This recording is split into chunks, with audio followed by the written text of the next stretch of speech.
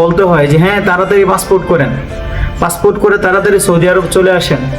আর আমাদের আত্মীয় স্বজন পরিবারের মানুষগুলো এমন যে তারা আমাদেরকে আমরা যদি বলি যে হ্যাঁ আমি দেশে কিছু করতে চাই, আমার 5 লাখ টাকা দেন, কেউ দিবে না। কিন্তু আপনি বলেন যে আপনি বিদেশ যাবেন, দেখবেন যে আত্মীয় স্বজন সবাই টাকা দিতেছে। এই বোকামিটা আমরা সবাই করি। এমন যে আমরা অন্য দেশে নিজেদের ছেলে মেয়েদেরকে দিয়ে ব্যবসা করি। 5টা মাস কোনো ধরনের কাজ পাইতেছে না, কিছু না। এখন দেখেন যে কান্নাকাটি করতেছে, সবাই তো একটা ফ্যাট আছে, পিঠ আছে, তাই না? দেখছেন, যদি কোনো কাজের সন্ধান থাকে মদিনা মনোয়ারা অথবা যে কোনো জায়গা থেকে যদি কাজ থাকে একটু সহজে সুবিধা করবেন। আমি বাড়ি ঘর বন্ধ খেলছি ভাই, আমার 3টা মেয়ে। নাম্বার দিয়েছেন, কাজ নাই, একবারই নাই কাজ। আমি এই পর্যন্ত কোনো জায়গায় কাজ আমি চাইছি ভাই। কোনো হৃদয়বান ব্যক্তি থাকলে সাহায্য সহযোগিতা করবেন, কাজের সন্ধান থাকলে দিবেন। মানুষ মানুষের জন্য, জীবন জীবনের জন্য, এটা তো সবাই জানে। এই যে ওনার কান্নাকাটি দেখতেছেন। ঠিক আছে। আসসালামু আলাইকুম ওয়া রাহমাতুল্লাহি ওয়া বারাকাতুহু। যারা প্রবাসে আসতে চান ওনারা আগে এই ভিডিওটি দেখবেন। এই মুরব্বী এই বয়সে ওনার কেন প্রয়োজন হইল যে ওনার ঘর বন্ধক দিয়ে 3টা মেয়ে আছে, এদেরকে রেখে কেন এই বয়সে সৌদি আসছে বলেন তো? পেটের গায়ে যে তার 3টা মেয়ে আছে, তাদেরকে বিয়ে দিতে হবে। পরিবারের কথা চিন্তা করে এই মুরব্বী সৌদি আসছে ঘর বন্ধক রেখে। ঠিক আছে, আসার পর এখন কি হইলো, 5 মাস যাবত তার কোনো কাজ নাই।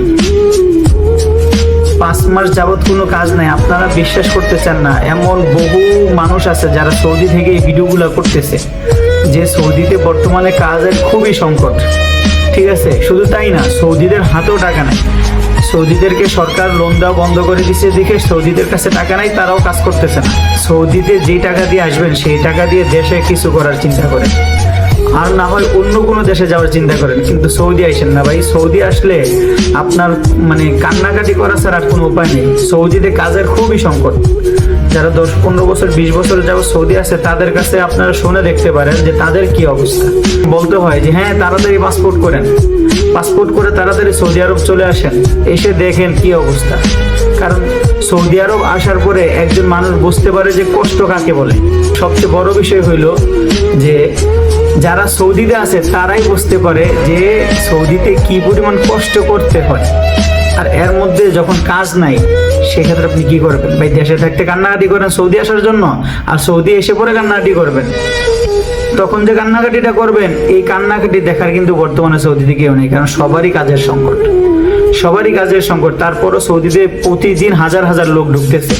আর আমাদের আত্মীয় স্বজন পরিবারের মানুষগুলো এমন যে তারা আমাদেরকে আমরা যদি বলি যে হ্যাঁ আমি দেশে কিছু করতে চাই, আমার 5 লাখ টাকা দেন, কেউ দিবে না। কিন্তু আপনি বলেন যে আপনি বিদেশ যাবেন, দেখবেন যে আত্মীয় স্বজন সবাই টাকা দিতেছে। এই বোকামিটা আমরা সবাই করি। এমন যে আমরা অন্য দেশে নিজেদের ছেলে মেয়েদেরকে দিয়ে ব্যবসা করি। যাই হোক, যাদের কাছে ভিডিওটি ভালো লাগে অবশ্যই ভিডিওটা শেয়ার করবেন, অবশ্যই ভিডিওটা শেয়ার করবেন। আর যারা আমার পেজটাকে ফলো করছেন সকলকে জানাই আমার অন্তঃস্থল থেকে আন্তরিক শুভেচ্ছা, এবং আমি আপনাদের প্রতি কৃতজ্ঞ যে আপনারা আমার ভালোবাসতেছেন, আমার চ্যানেলটাকেও সাবস্ক্রাইব করতেছেন, আমার পেজটাকে ফলো দিতেছেন। সকলকে জানাই ঈদের শুভেচ্ছা। আসসালামু আলাইকুম ওয়া রাহমাতুল্লাহি ওয়া বারাকাতুহু।